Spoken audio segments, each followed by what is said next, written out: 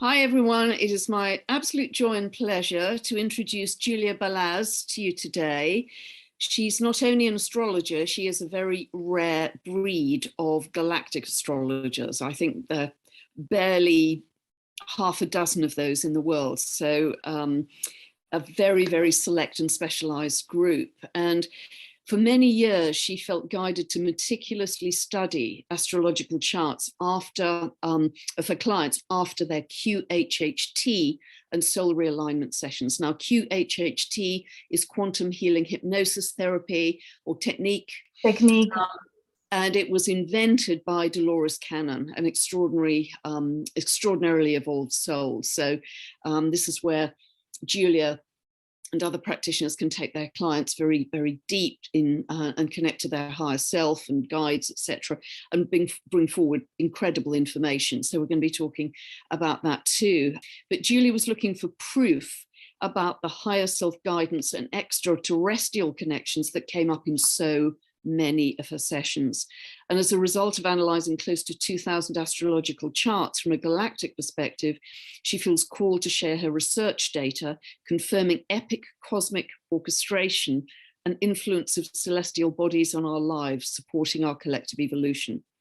She's a passionate researcher of galactic astrology and soul's evolution, and she shares her fascinating discoveries in her online courses on starseeds.teachable.com and on her YouTube channel called Starseeds Teachable with Julia as well. And I'll put her information below this video. So welcome, Julia. Thank you so much, Pam. I've been seeing and feeling this conversation for so long, so I'm just over the moon to be here today. Thank you. Well, welcome. It's a great joy, as I say, and we're going to have some very different information, I think, coming through in this conversation, and that's always very exciting, because I wouldn't call myself at all a galactic astrologer, so I'm going to be learning a lot as we go through this conversation as well. So just very simply, Julia, how did you get involved in astrology? And then we'll move on from there. Since the age of 11, I had my connection and sense of the higher self consciousness guiding me, and I have been a nerd, reading books on esoterics and all kinds of topics related to metaphysics, including alien stuff and witches, and astrology was a big part of that too. I loved in my teenage years, during my college years, to actually dive deep into how I work, how my mind ticks. So it was very early on when I started being interested in and fascinated by astrology. I'm a self-taught astrologer, but very passionate. And when I became a QHHT practitioner and started facilitating regression hypnosis sessions for my clients, I started at some point attracting clients that had connection with extraterrestrial beings. And when they regressed to some of their past lives or future parallel lives, they were describing planets that did not look like Earth. You know, different color skies, different conditions. It was obvious that it's not here, it's somewhere else. And there have been so many of them that I was just so fascinated. And because I was so used to astrology, and because I was asking every single client of their astro details, I then took time after their session to look at their chart and just go deeper and deeper and deeper. I was, as you said, looking for proof. And I wasn't sure what I'm looking for, but I just kept staring and looking and tuning into different things. I think my major breakthrough happened when I realized, first of all, that we can track a certain star system like Pleiades, Arcturus, all of them really with the zodiac degree. That was a first breakthrough. And then when I started noticing that clients who connected with very specific galactic rays, like the Pleiadians or Sirians, Arcturians, in their session, where they actually got a name as well, on that very date, there was either sun or moon or some of the major planets transiting that star system in connection to their natal chart. So that was major. I actually was very emotional then. I just had goosebumps. I was floored from that discovery, just to see the orchestration behind the scenes of, you know, I choose a date for a client often many months ahead of time. We have no idea. It just kind of happens so randomly, yet it's not random. You know, they come at a time when their major alignments in their natal chart are in alignment on the day of their session. And that's when a portal opens to higher consciousness and they can communicate with their aspects, perhaps from these other star systems or with collective from those star systems. So that just blew my mind and it changed my life forever. I just could not stop and I kept looking and looking for more. Yeah, I can understand that. That would be very compulsive. So have you found in general that it's their personal planets which are aligned with these particular degrees? Or can it be the outer, because if it's the outer planets, then it's going to be generational? Yes. Well, I believe that the outer planets are indicating our ancient soul origins, really the beginnings and really the archetypal energies that started our soul journey long time ago. So oftentimes when we have fixed stars aligned to these outer planets like Pluto, Neptune, Uranus, people don't feel as connected to that frequency if it's not also aligned in their earlier planets. And yet it's still there, and there is this flavor that is at the core of their being, and especially with Neptune, the higher guidance coming from those fixed stars, especially if it is nation like Arcturians or Andromedans, Syrians, you know, there's so many highly advanced races here. So if those are conjuncting either Neptune, Pluto, Uranus, it's quite significant and always behind the scenes guiding force of that person's life. So I find that is the most ancient history. And then if we have sun, moon, and ascendant conjuncting the certain fixed stars, then this feels always like the most recent incarnation, most recent connection, if the person incarnated there, or if in some other way they're connected. That feels very present and very strong, and they really are almost like embodying the consciousness of that nation. You know, there are certain characteristics that define some of these well-known star nations, and you can really tell if that person has conjunct to sun, moon, or ascendant with any of these. So it's just mind-blowing. So do you find that some, you know, that one person could have connections to several different star systems? Yes. Or is there always predominantly one? It's quite rare to have pure one nation star seed.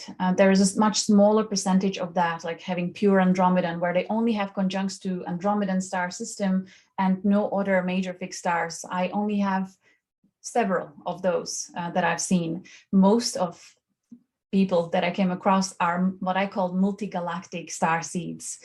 You know, I believe at this time, because we are living in such special, extraordinary times, because of all the influence of the celestial movements and bodies on Earth and this whole solar system, because of that special time in universal experience, we have, I say, creme de la creme of high-level souls consciousness incarnating on Earth at this time to support this major transformation. And I believe it's much bigger than just Earth upgrading and just human DNA upgrading. I believe this is much bigger based on what I'm seeing. It feels to me like we have souls from all over the universe coming and incarnating here at this time, consciously going through the ascension process and going through a period of time when we recall our past lives in other star systems, and especially the traumatic experiences and pain and whatever issues we experienced when polarity was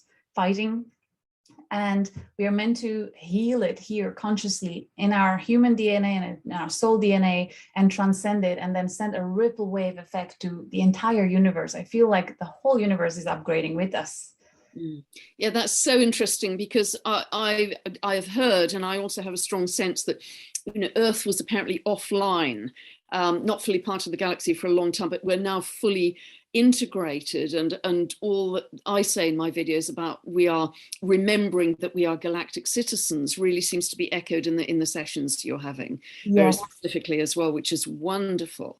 And I have to say, it happens to people from all walks of life. I had clients who were doctors, nurses, lawyers, you know, people who are really in the system, farmers, teachers. Everyone is going through these sudden epiphanies, and suddenly they perceive life differently. Suddenly they're aware of so much more than before, but they're all quiet. They're all in the closet awakening because they think that if they start talking about their experiences, that people will call them crazy, you know. We're used to that, aren't we, as astrologers? That's, you know, same old. Amazing. So do you have a sense, Julia, also therefore, that the galactic beings are actually aiding this transformation? Because this whole thing about free will. So how do you feel about that? Yes, very much so. But they come from such a loving, compassionate, and wise, incredibly wise place. There seem to be safety pins in place everywhere, and it really is just about frequency. You know, that the frequency is here, and whenever you are ready to meet it halfway, then it starts opening you up. So they don't force it. It's available, and you come whenever you're ready. So it's very loving, divine mother father presence through these higher dimensional beings that I'm seeing. Wow, that's so exciting, isn't it? That's just so exciting to feel almost held by those galactic beings who are operating at a much higher level than we are currently on Earth. So that's really wonderful. So can you give us some examples of these different star systems and how they affect people's lives, Julia? Yes, absolutely. So one of the most loving and compassionate energies is coming through the Arcturus fixed star. And if you find 24 degrees of Libra in around 24 degrees of Libra aligned to any of your natal planets, you have conjunction of Arcturian star system.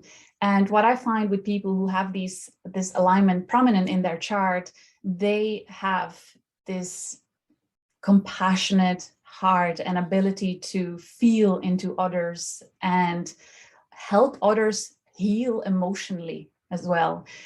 Many of these alignments become activated after the age of 30, 40 for my generation and previously. However, now it's becoming much earlier awakenings. Younger and younger people are connected. But the Arcturian starseeds, they really are here, and they feel deeply called to assist others to heal emotionally. There's something about this Arcturian frequency. It's like a golden light, the Christ consciousness. They really carry it within them, and they don't even have to say anything. They just are, and their presence feels like coming home. So people really heal in their presence, and you'll find many healing practitioners who will have Arcturian alignment in their chart. I've seen it so many times. That's so interesting. And what orb do you use, Julia, for the conjunction? Within the Arcturus, the orb is 2.4, 2 degrees, 40 minutes. Yeah, so it's quite tight, quite a tight orb. That's really interesting. It's almost, it's quite similar to Chariklo archetype, Chariklo energy, you know, the ability to hold sacred space and silently heal, which is very loving, which is really beautiful. I do want to point out opposing alignments. They too matter. And what I find is that if it's an opposing alignment, then the energy of the fixed star is sleeping, is almost like dormant until the age of 30, 40, because we found that if it was conjunct in that for that particular person who incarnated into very dense environment, very toxic family dynamic, it would be too much for them to hold conjunct energy, fully integrated Arcturian frequency. It would just be too much of a contrast. It would be very difficult. So it's in opposition instead. And when they become an adult and start awakening, then they're able to handle and integrate that fixed star energy fully. So then it is. That's so interesting. I've actually got a conjunction and an opposition, so this is really fascinating. A very tight orb. That's absolutely fascinating. Yeah, and we can feel it. It feels very angelic, that frequency as well, and you certainly have that. Oh, bless you. And what about the Syrian frequency? I find many Syrian starseeds are also called to be of service as healers, but their focus seems to be more on the physical body issues, healing. Of course, they're connected to the emotional, but they are more like the physicians or acupuncturists, and it's more about the physical. And oftentimes also called to be teachers. They are very passionate about studying and then teaching higher consciousness. All of them, really. The Syrians are always into metaphysical and esoterics and Buddha consciousness, Christ consciousness, and they would have had many past lives as either scribes or teachers, priests. They would be teaching higher consciousness on earth for aeons, for a really long time. So there are collective galactic themes that we are seeing people living through. It's like an echo of their past lives. It's happening in their current life, especially if they experience a lot of opposition in their past lives. You know, they were bringing in higher consciousness, but they were cut down by the service to self forces. And so in this life, they're called again, but yet there's this block to talking about higher consciousness because fear of either losing their life like they did in previously, or really they're guided to heal these old traumas and come out again, but this time more gracefully, where it's not forced teaching. It's, you know, I'm here if you need me, and take what you can and leave the rest. So it's becoming much more graceful and compassionate teaching from our light workers this time around. And what's the degree and the sign for Sirian? So for Sirius A, it is 14 degrees 05 minutes, 14.05, or in around 14 degrees of Cancer for conjunct. The orb, yeah, that's, yes, of course, yes, absolutely. And opposition would be Capricorn. Yeah. And the orb is also 2.4. These are quite large stars with a huge magnitude. So yeah. Mm-hmm. Wow. And you principally find it Sirius A rather than Sirius B? Yes, mostly with this case. And also the Sirius A star seeds, they would almost always have connections or recollection of past lives in either Atlantis or ancient Egypt or Mesopotamia. They just have these, you know, certain fixed stars are really linked to certain eras in our history. It's quite fascinating too. Wow, that's, yeah. We could go down so many rabbit holes here. I know. And what about the Pleiades as well, which I think is more common with people? Yes, very. So, and that nation, that collective is very active in supporting our collective evolution of consciousness. So if you have high degrees of Taurus, 29 degrees of Taurus, or early degrees of Gemini, you'll have conjunction to some of the Pleiadian fixed stars. And with these, I find that they are much more vocal, much more outgoing, more extrovert-like, and very positively focused. They always see the better side of everything. They will give many chances to people who disappointed them. They just want to see the best and help building the new world. Very involved in communications. You will see them often as influencers, very outspoken, outgoing, and high energy. Yeah. And what about Draco? Because I think we often think that Dracos are the kind of baddies. A bit, but you haven't found that, have you? I'm so glad you're bringing it up because it has such a bad reputation. Yes, there are the lower octaves of Draco constellation with the reptiles and service to self that I see as narcissist people.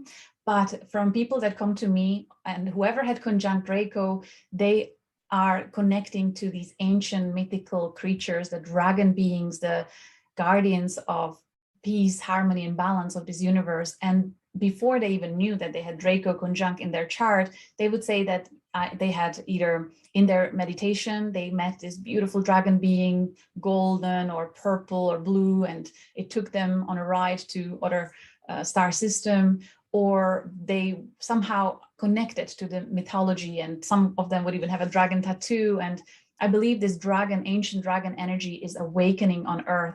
I see it through so many people. So that would be 7D and higher, really higher dimensional, multidimensional consciousness that has this frequency of guardian and protector, and like they will not let anyone manipulate them, you know, they'll see through. Fascinating. And what's the degree for Draco? Yeah, so Tuban Draco, the Alpha Draco, is 7 degrees, 0.27. And the orb here is only 1 degree. Okay, of which sign? Of Virgo, the conjunct. So 727 of Virgo. And this is based on year 2000. So you need to multiply, you need to multiply 0.838 per year.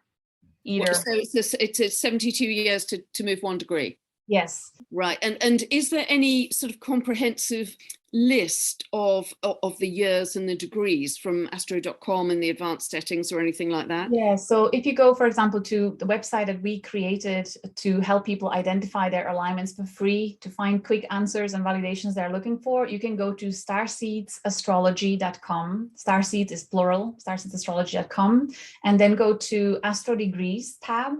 And there you will see all the most common fixed stars listed based on year 2000. Then you put in a different year that you are interested about, and it'll recalculate everything for you. You can do it there, or just put in your birth details and get a whole chart calculated for you automatically.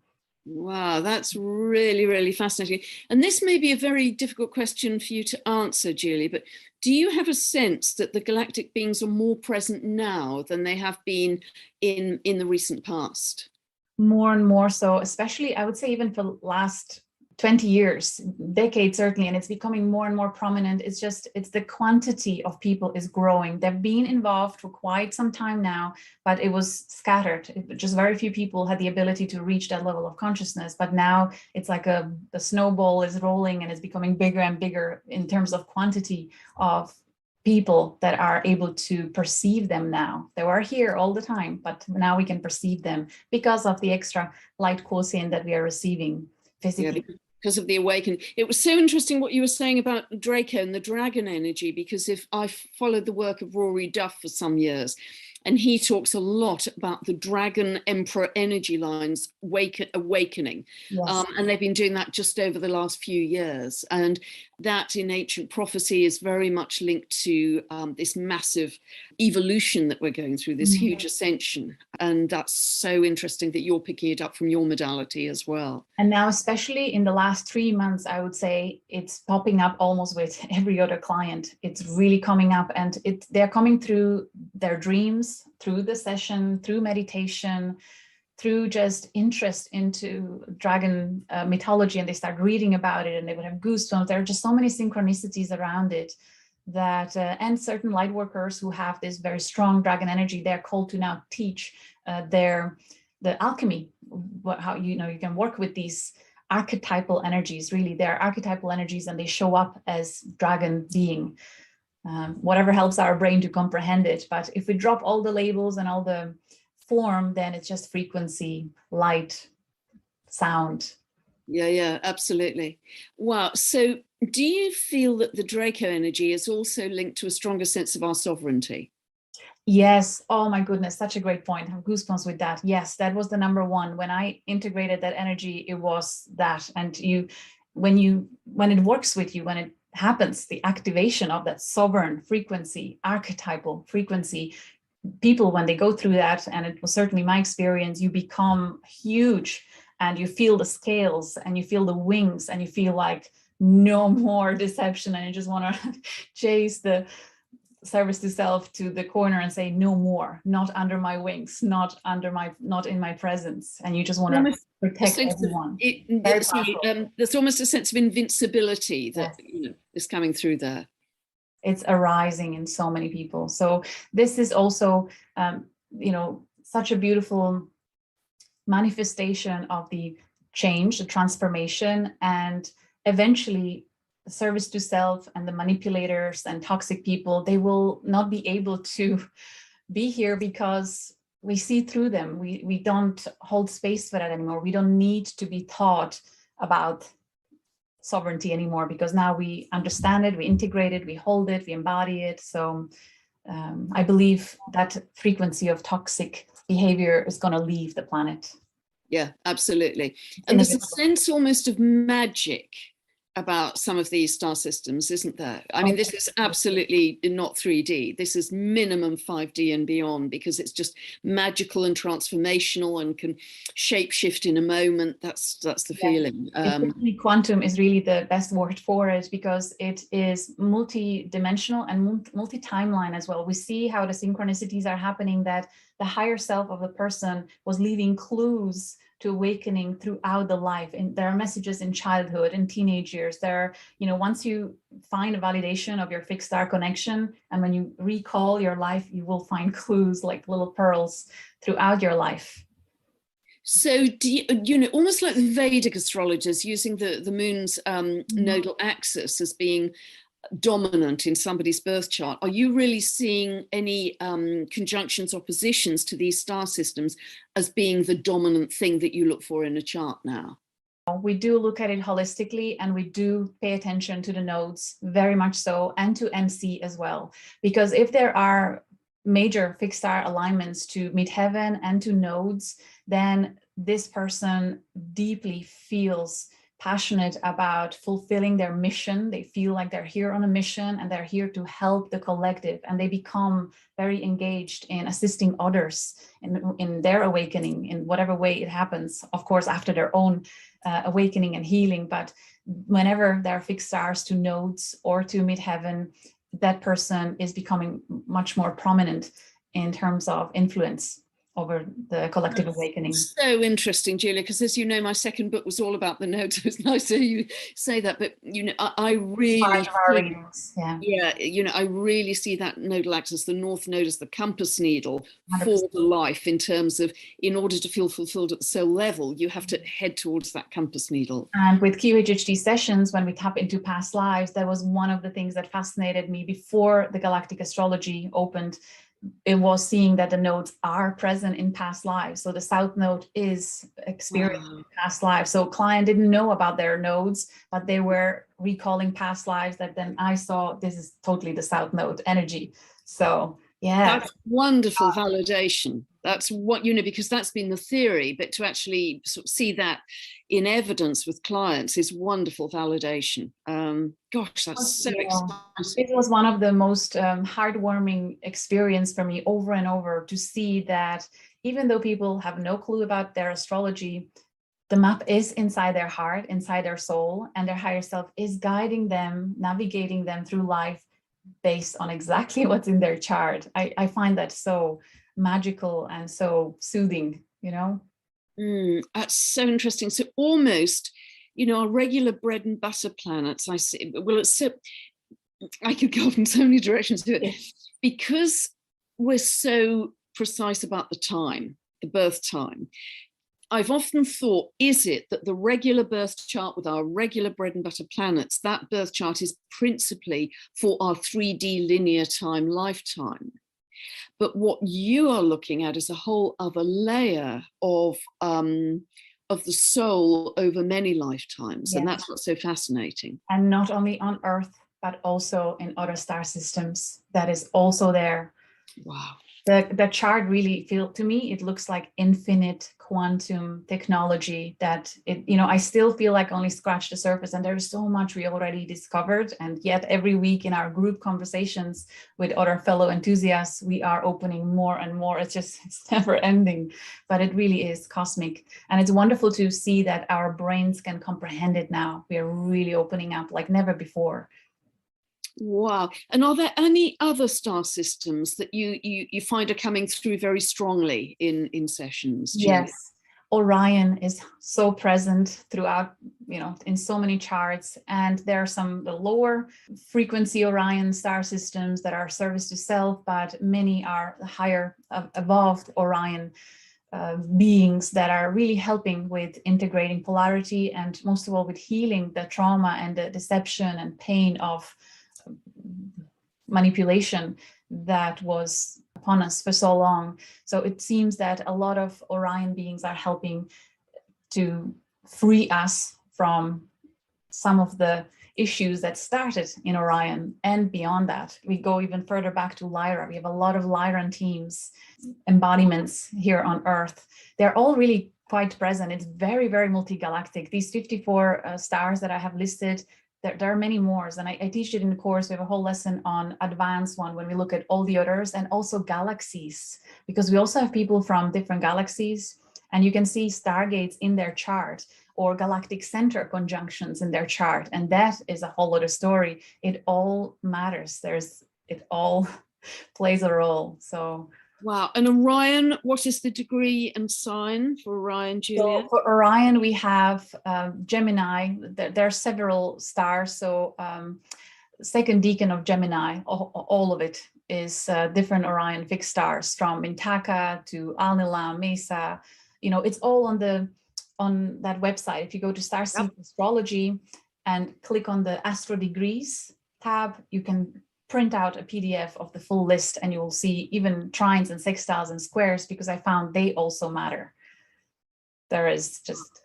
Wow. And as you probably know, I'm getting very interested in the Kuiper belt objects as well. And do you have a view on those? Because I guess, you know, if you put everything, the fixed stars, the asteroids, the Kuiper, everything's such a blizzard, you can't read anything at all. So we have to be very precise and selective about our particular practice and what works for the client. Yeah, what I always say to the fellow practitioners is to always, you know, when you're looking at someone's chart, see where your natural curiosity is taking you. When your intention is to bring whatever is most relevant for the person right now, then you will zoom in on certain elements. Personally, we haven't yet looked and researched the Kuiper belt objects. Yeah.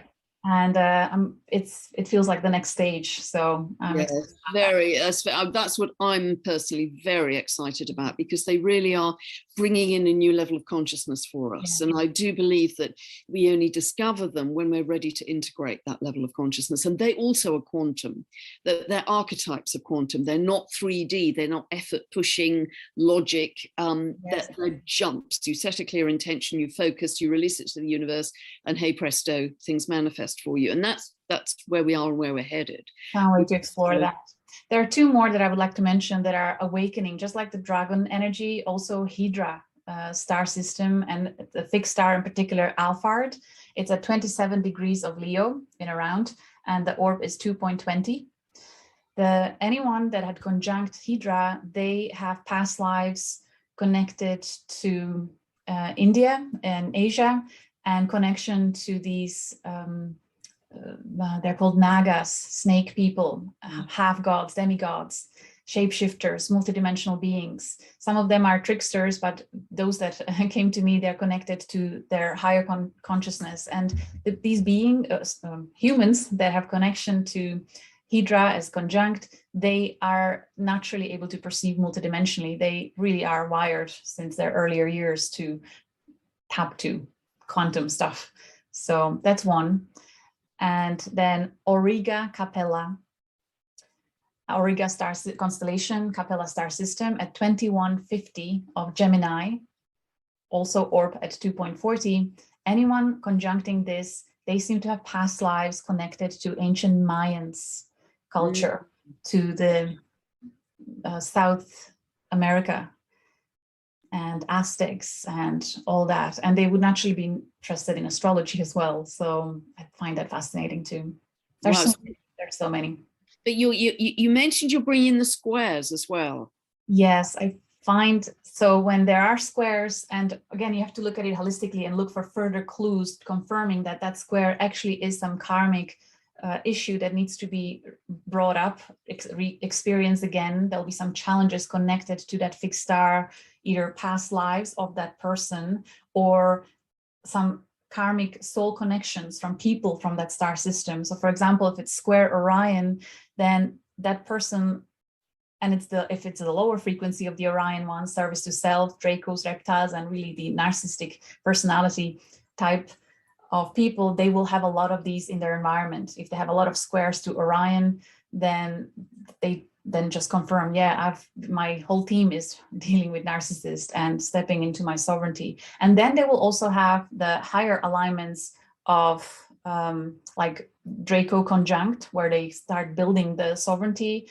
Arcturians, Syrians, they have other higher vibrational beings supporting them, you know, transcending the loop of being manipulated by service to self. So it seems to me like there is a massive orchestration of several different star nations that are working through millions of individuals, and it's all orchestrated.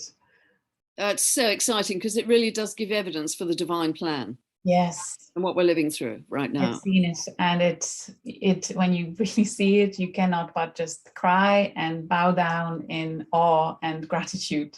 It is epic what is happening. Yeah, and it's unstoppable. That's what I find so exciting. So if we watch the nightly news, which I haven't done for 27 months, but if we do, we can get so drawn into that. That is our reality, and there is nothing else. There's no escape. It's all the past. It's the past. But if we can, tear ourselves away from that and look to the divine plan and the kind of things you're talking about, it's so exciting because we're just riding a wave, and the faster we all get on that wave, the faster it's going to arrive. Because yes, Pluto is still grinding its way through the last 2-3 degrees of Capricorn, and really, I think, excavating that old dark world. And I think things will start to lighten up in March 2023 when Pluto moves into Aquarius, but much more when it moves in fully, November, December 24.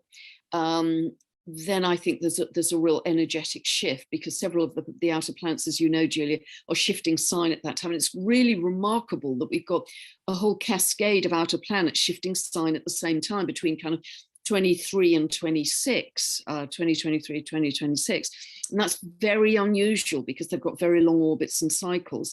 And in Rory Duff's work, again, he sees that in December 24, we enter 200 years of harmony with regard to the Earth's energy lines.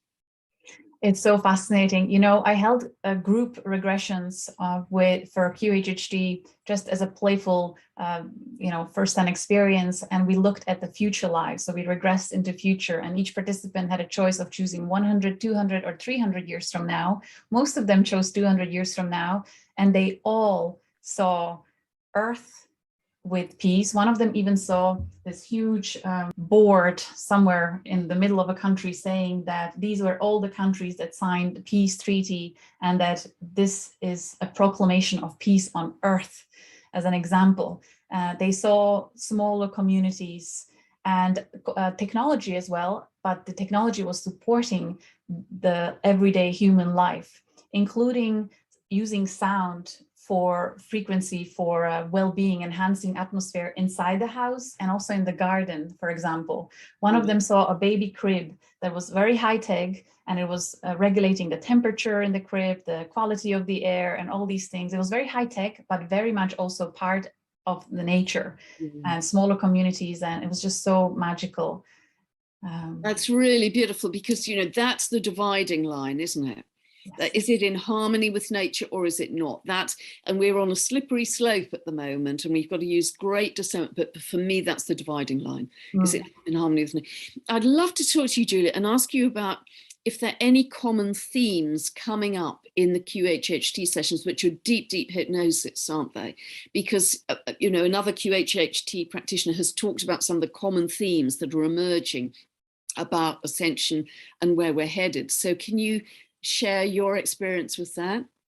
Yes. So when the higher selves are connecting with the consciousness of the human, the message always is, especially when the clients come with a question about, should I worry about this or that is currently happening, the message is always unanimous from all the higher selves to not give into fear and projections of the mass media. Completely just let it go and be at peace, because the guidance is within. So they always say, when you raise your frequency, we will help you navigate whatever reality will be presented in your immediate environment. Because you have this higher frequency and connection to the higher self, you will be able to navigate it safely and wonderfully and magically. So that's your key to, no matter the doom and gloom, you can always, it feels like parallel reality. That's what the higher selves are guiding us all to live in, that higher frequency safely and abundantly as well. And also then it's about following the joy and excitement. That has been such a strong message with so many sessions. They always show them something that really excites their heart and thrills their soul, and then they just need to follow that. And then when they come back a year later and they say, yeah, my life has completely changed because I said yes to that calling, it's follow your joy, follow your excitement. That's what I did, and magic is happening. Wow, and it seems, and you know, actually, those are the things I've said in my videos as well that I've just sensed. But there's a sense of our realities becoming much more individual going forwards than they have ever been, and much more diverse, perhaps, than they've ever been on Earth. They say be at peace with that, with seeing that variety, and it's okay. We don't need to fight it. We don't need everyone to change. Just focus on you, and that's how you contribute. That's how you do.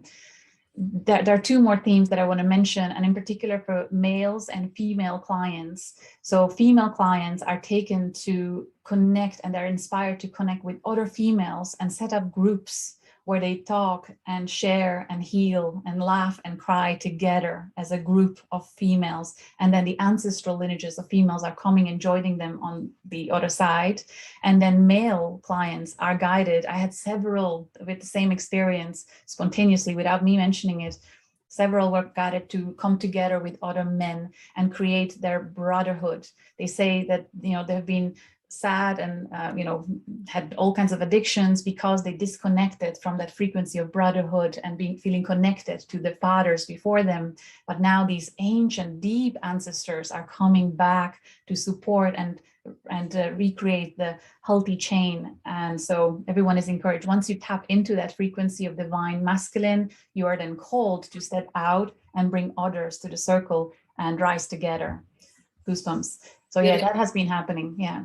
That's quite tribal as well, isn't it? I mean, many ancient tribal communities still do that kind of practice, very much. So, and do you find there's any commonality, Julia, in what people are describing in those hypnosis sessions? What are they seeing in their future? Yeah, so it's always the homecoming feeling that they're all equally emotional about, and it's either golden light or blue light or green light, whatever is the frequency of their soul, when they experience sense of acceptance, total acceptance, and just bliss and deep healing and home, just knowing that this is who they really are. This is where they truly come from. And once you grasp it experientially and feel it in your heart, you kind of accept it as who you are and where you come from, everything just falls away as just an illusion of the past, conditioning of the past. And then they just start shining brightly and recreate their reality in a much higher frequency. So that has been pretty standard with people, you know, connecting. And there's a sense almost of the past just turning to dust, that you can barely remember it. It just dissolves and crumbles away, and you're stepping into something so different. You don't take those memories with you. That's my sort of sense of it. Yes, and many people in our conversations, you know, through before they go under, they talk about that they really struggle remembering the past and previous. It just really feels like what you just described there, and that it's irrelevant and really just it's about moving forward now. Wow, and I guess we are all moving forwards at different speeds depending on our soul contract and our journey, etc., and our free will, of course. So some people are already there, others are sort of the fast track at Heathrow, and again, no judgment here because everybody's on their own individual journey. But again, do you have a sense of that? Yes, such a great point. Thank you. I keep saying, and it's being passed as a message to higher selves as well, to not compare yourself to others because you have no idea about their soul contracts, their timing. And whenever you awaken, that's a perfect time because people that you are going to be assisting, healing, awakening, growing, they are still fast asleep and they will awaken just after you. So it's always about you helping those that are a few steps behind you or inspiring people that are a few steps behind you. That's all that matters. You already know enough for those that are a few steps behind you. Yeah, no comparisons. Wow, that feels so exciting because your work really suggests this is happening right here, right now. And yes, of course, I can see it in my own astrology. I mean, not my personal astrology that I'm working with all the time. But because you've got this different perspective from the star systems as well, that gives you just additional reassurance of where we're headed, essentially. Oh, absolutely. Yeah. So we look at the transits as well. We find that whenever you have, say you have conjunct to certain star system, look at the transit. When is that star system going to be conjunct the sun or the moon? And that's the best time for you to meditate if you want to connect with the consciousness of your aspect, perhaps from that Star Nation, or, you know, if you feel called to the Pleiadians or Arcturians, if you want to kind of download the wisdom and love, always have a specific intention of why you want to connect, to be clear on that. But during transits, it's usually people have spontaneous recollection of their other aspects. So you find it with fast-moving planets like the sun and the moon, yes, as opposed to the slower-moving planets. Yes. So people who would have alignments to sun or moon or Mercury as well, that's also going quite fast, they seem to awaken to their galactic aspect faster because the transits are happening so often in their life. So, you know, and then transits that are, or the planets that are distant and have slow movements, they are being integrated, the frequency of that fixed star is integrated at the later age. Yeah. Yeah, that's so interesting. And have you found, as we find in normal astrology, that the transiting, the archetype of the transiting planet has a particular influence? Yes. You know, Jupiter is extremely expansive. With Uranus, it's even more kind of out there galactically, even more futuristic, etc. Yes, very much so. We consider all that, the planetary flavor, the zodiac flavor, the deacons flavor. We look at it all. It's very comprehensive when we do a proper galactic astrology soul reading. Yeah, we look at it all because it all matters. Yeah.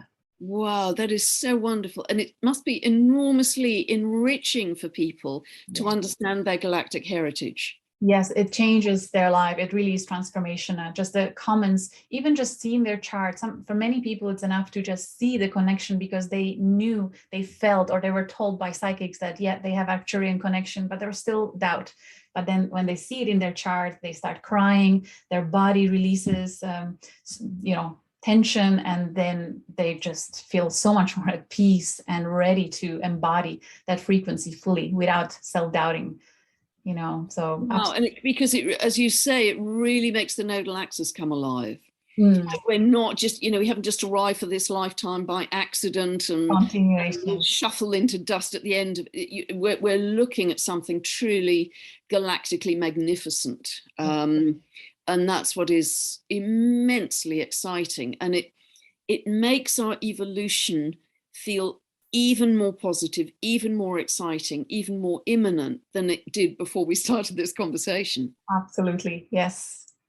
There is one more theme and message that I would like to share with people, and that is this emergence of the Aquarian model for communities, and how important it is to find your tribe, whatever you're passionate about, whatever topic it is. Doesn't have to be astrology, it could be anything, but when you find that group of like-minded people that come together with passion and excitement and playfulness, the gift in that is creation of the collective group mastermind, I call it, because that's what we are experiencing as galactic astrologers in my community, that the sparks of new ideas that are emerging in the conversations is something that we would have never considered if you were alone studying at home.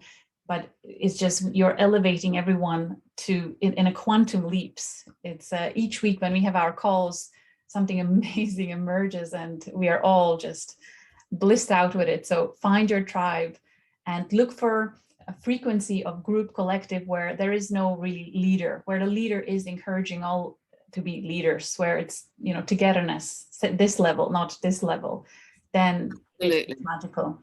Yeah, that's so, because again, I've been talking about this, you know, a lot in the videos, that Aquarius is all about community, collaboration, it's grassroots up, it's no longer top down, because we're done, absolutely done with that. And about finding your family of frequency. And there's a kind of vortex of energy that becomes exponential when you're in those groups, because we are all of like mind, we're all supporting each other's ideas, it's very positive, it's very creative and regenerative. And yeah, I mean, I'm experiencing that myself. I'm lucky enough to be in quite a big group of like-minded people, and it's just life-changing, actually. It really is. To share, to bounce off people ideas, and also the human contact, having been deprived of it in lockdown for so long, is so precious. And it's something we might have taken for granted in our lives, that you meet with other, you bounce up against other human beings, but now it's a precious jewel. Yes. That we will never take for granted ever again in our lifetimes, I think. And to have that sharing, but also that kind of multiplicity or vortex that happens in a group is, yeah, that's the quantum leap. It's not linear, it's the quantum leap. I want to point out, in terms of galactic astrology, we didn't mention the houses. The houses also matter. The frequency of that consciousness will be most activated in certain house, whatever alignment is there in natal chart. So if perhaps in your 7th house, house of relationships, or the 11th house of greater collective, you have maybe Pleiades or whatever fixed star system, when you start meeting souls that are star seeds from that star system, you become activated and just elevated to the next level. That is also in the chart. It's all there. Wow. I mean, already astrology is like a kind of 97th dimensional jigsaw, but you know, once you add in the galactic side, it's just, yes, it's quite boggling. I mean, you can get lost in it, but I always say, whenever anyone gets anxious about it, it's time to just let it all go for a walk and just be present in the here and now, enjoy the present moment. It's all good. At the end of the day, it comes to, you know, embodying love and peace.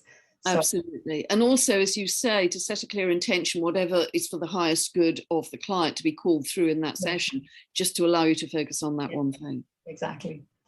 Wow. So anything else you'd like to share with us, Julia? This has been so rich.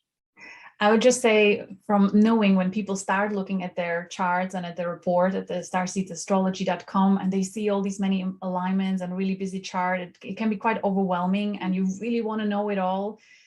You need to be okay with not knowing it all right away. It's a long journey. It takes many months, even years, of self-discovery and uncovering piece of the puzzle after piece of the puzzle. So just be patient with it. It'll all come to you in the right time. Just think of it as a map that you just received, and now be playful about discovering different aspects, different areas of that map. Just take your time with it. It's okay to not know it all at once. You know, it's a journey. Yeah, that's really important, because even with normal astrology, that takes years to be competent. It really does. It's so vast as a language. It's like French cubed. You know, there's so much to know. So yes, and just take.